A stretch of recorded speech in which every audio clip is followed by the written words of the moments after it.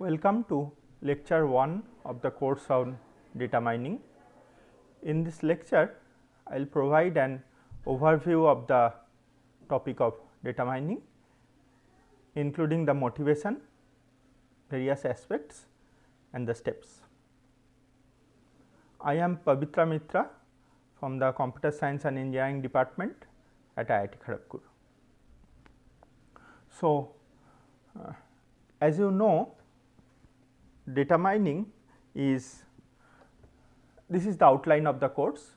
First, I will talk about the entire course of the KDD process, knowledge discovery process, and then I will talk about its different parts like data pre-processing, data warehousing, and various tasks like association rule mining, classification, clustering and anomaly detection, sequence analysis, and finally, I will present some industrial case studies. So, let me go to the motivation of the topic.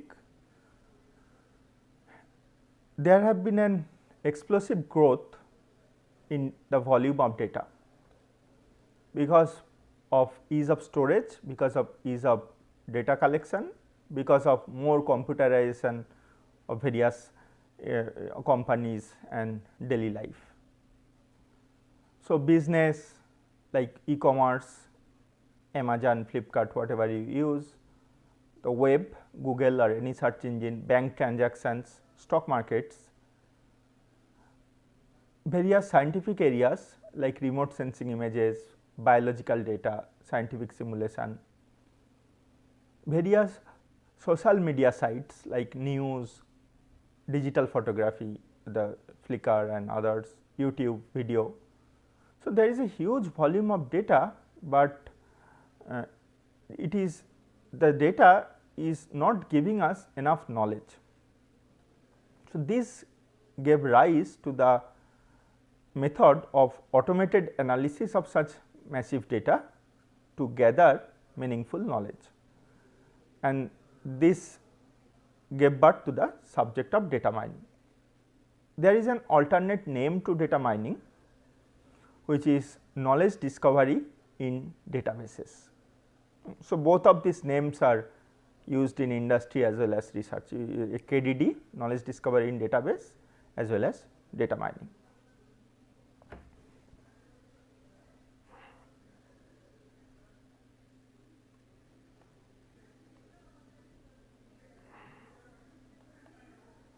Okay, I will come to my previous slide. Okay. Let me define first the term data mining. Here is the definition. It is the non-trivial process of extracting interesting, previously unknown, which brings about the discovery part, and potentially useful pattern or knowledge from huge amount of data. So, each of these terms in this definition is important. First is it is a non-trivial process, which means that it is not obvious, the knowledge is not obvious, it has to be extracted. It is implicit in the sense that the knowledge is inbuilt in the data, you extract it only from the data. There is a novelty part, which means that the knowledge has to be a new knowledge and unknown knowledge previously, and finally, it has to be potentially useful, it has to be useful knowledge depending on the application. So, the knowledge often takes the form of patterns in data, some regularity or some kind of structure in the data, and from huge amount of data, that is also an important aspect. This definition separates this process from two other data analysis techniques. So, the plain search like we do in Google or any search engine Similarly, query processing in a RDBMS system, relational database management system, which you do in a transaction while you, say for example, query how much balance you have in your account, these are not data mining. So, plain querying in Google as well as, say you are booking a ticket in Indian Railway irctc.com and you want to find out how many reservations are freely available in this train on this day. This is query, this is not data mining. Data mining would be from historical data, not from the existing data, and would be on historical data. So, similarly we also know there is another extreme besides this query processing is the expert system, where you do a logical inference. So, you know what deductive or expert systems do is that given a set of axioms or statements, it tries to derive new statements. So, using a process of logical reasoning. So, that is also not data mining, because that is a concrete well defined process, that is also not data mining. So, these two are not data mining.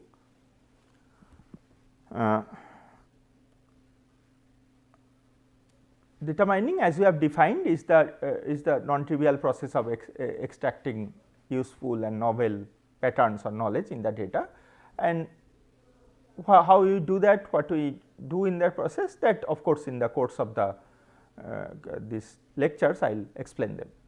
Before going, as I had mentioned in the previous lecture also, this entire study is very much interdisciplinary.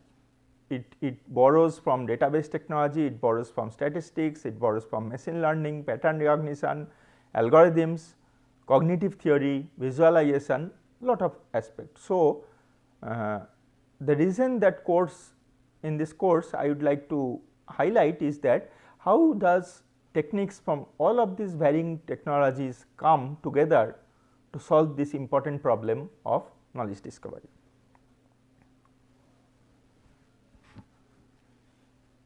I would also like to highlight some of the drawbacks or limitations rather of traditional data analysis, statistical data analysis, where people have been doing in any reporting or industrial thing, which is inadequate for certain purposes.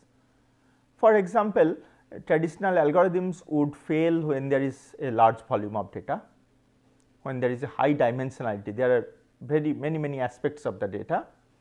When the data is very complex, where you have heterogeneity in the data, various types of complexity in the data. So, these and many more sophisticated applications, that data mining, standard data analysis is inadequate and data mining comes into the picture.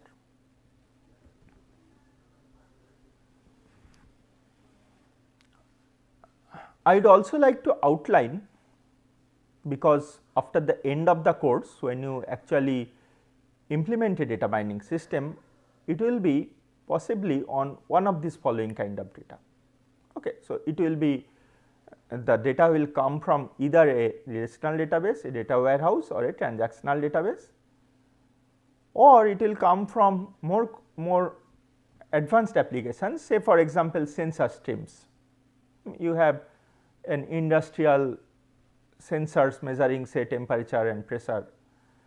You can have sequences like say stock markets, you can have graphs and social networks like Facebook or any other linked structure. You can have the object oriented database, you can have spatial data, geographical information system, spatio-temporal data, you can have multimedia data, you can have text data, you can have web data. So, each of these applications have their own research issues, they have their own adaptation of the basic techniques that I will teach in the course. Each of them have their own challenges and own requirements. In the in the beginning of the course, I want to just make you aware of what kind of applications you might face when you actually do an data mining. Exact applications, of course, I will explain later.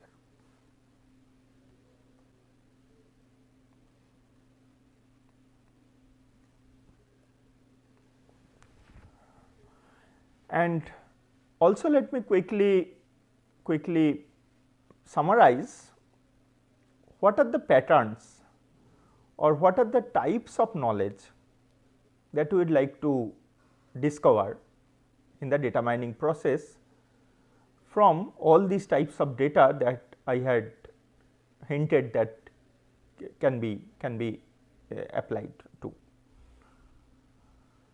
The simplest pattern is kind of a concept description. You just summarize the data, you tell some characteristics.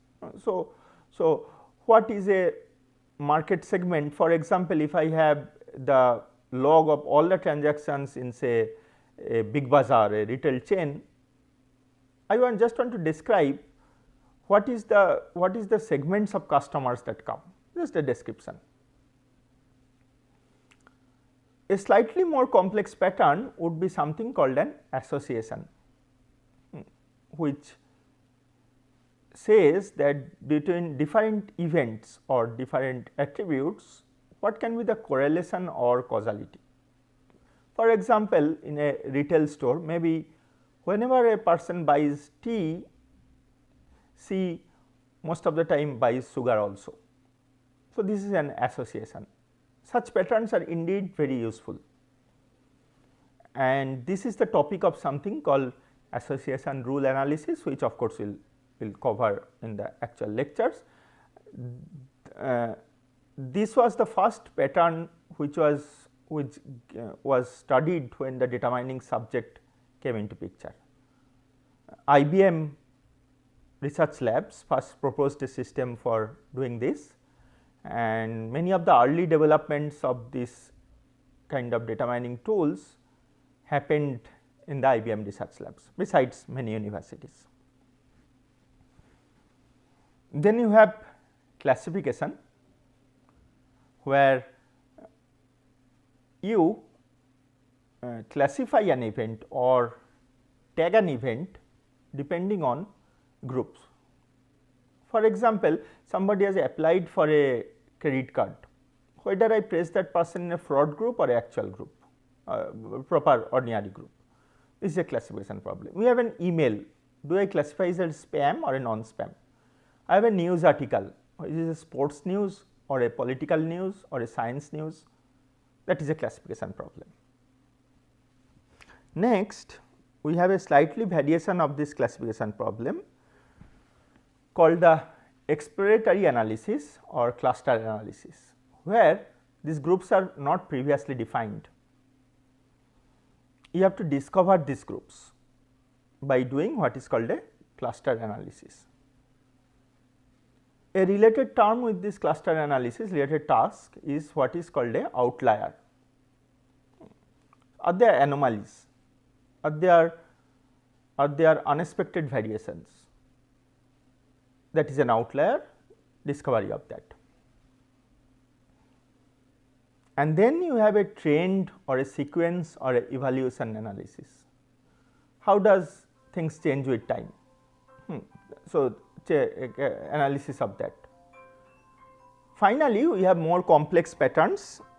We have more complex patterns. More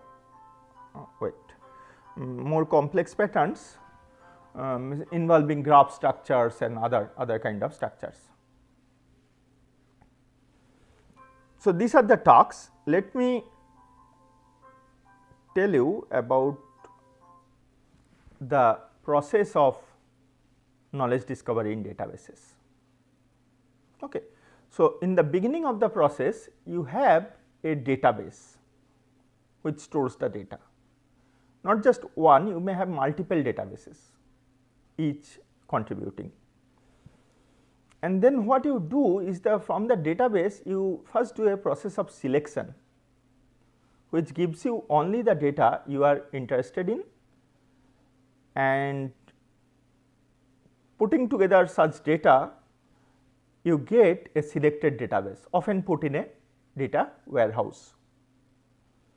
On this data warehouse, you apply various pre-processing techniques. So, data warehouse is kind of a normal relational data modified and stored and integrated in a form which may be useful for further mining or data mining from it. You can then pre-process the data and then you have the pre-processed data. You might also want to do a data transformation. Various methodologies for that we will also discuss. You can do a data transformation which will change the data into a suitable form. So, you must have done this in many of your data analysis tasks, when directly whatever variable we measure we do not take, we transform it into a form which is more insightful, which gives us more information, and then process that data. So, finally, after selection, pre-processing and transformation, our data is ready for applying a data mining core data mining process. What do you do in the core data mining process? You discover pattern. What is a pattern? Pattern is nothing but a succinct representation, that means a few statements. For example, you are measuring voltage and current across a resistance. For different value of voltages you will get different values of current, maybe for 1000 different values of voltages you will get 1000 different values of current. But you can summarize all these 1000 pair of voltage and current into one single information, that voltage equal to current into resistance, the Ohm's law. So, the Ohm's law is a pattern in this data. It is a mathematical description, a model of this data. So, this data mining process would give you a mathematical model. But we do not stop there. What we do, mathematical models are mathematical models, often they are not interpretable to human beings, whereas the final user of the knowledge is a human being, often a manager of an industry. So, we interpret, we visualize, we convert this mathematical model into a human interpretable form by a process of visualization, by a process of actionable, you convert it to an actionable form, and a mathematical model with the visualization and an associated actionable item is a knowledge. That is what is finally used.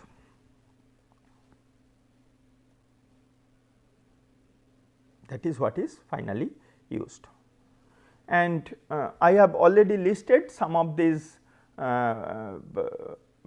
mathematical models that would be used. It can be a concept description, it can be association rule, it can be a classification. All these are different mathematical models that we try to fit to the data.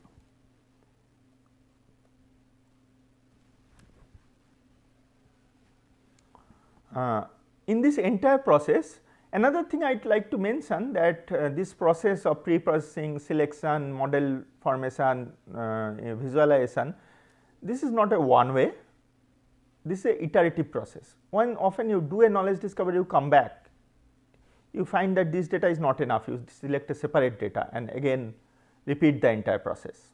So, it is a iterative process.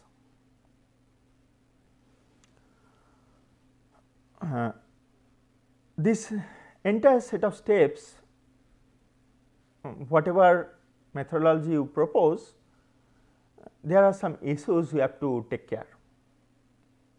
First thing is that efficiency, performance, scalability, does it work on large data?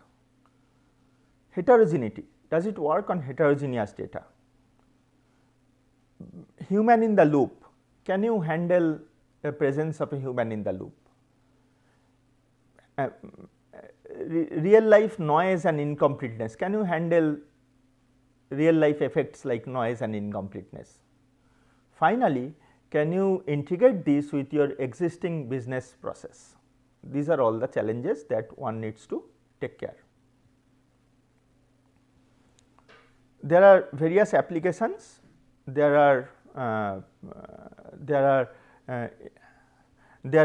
user interactions, there are social impacts that one need to take care. So, there are various other aspects also like privacy. Whenever you do data mining, I give all my credit card data and somebody mines it and finds out something harmful against me, that is not allowed. So, you have to take care of these ethical and privacy issues while you do your data mining, the societal issues.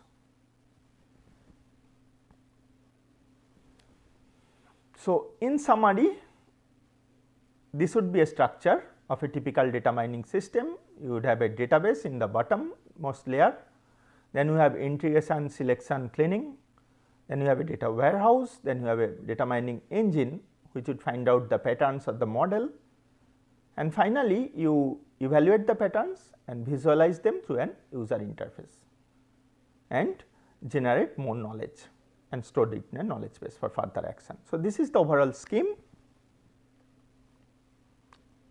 This is the overall scheme. From the next lecture onward, I will delve deeper into each of the steps of this knowledge discovery process. So, if you see the slides, I will first go through different layers. First, I will go through the data integration, pre-processing and cleaning process, then I will go to warehousing, then I will spend a significant amount of time in the data mining engine, where I describe the tasks that I had mentioned, classification, clustering algorithms for doing them. Finally, I will touch upon visualization and evaluation and graphical interface, and in the end of the course, I will touch upon how to use this knowledge by means of a case study. I will illustrate it into actual business or scientific use. So, thank you for today's lecture, for your attention. I hope I provided an overview. If you have any doubts or questions about this process, about the different steps of this process, of course, this is just the concepts. The actual implementation will become clear when I discuss the case studies, and also of course, before that I will discuss the methodology. So, goodbye for today. I will join you in the next lecture, starting with data pre-processing and cleaning. Thank you.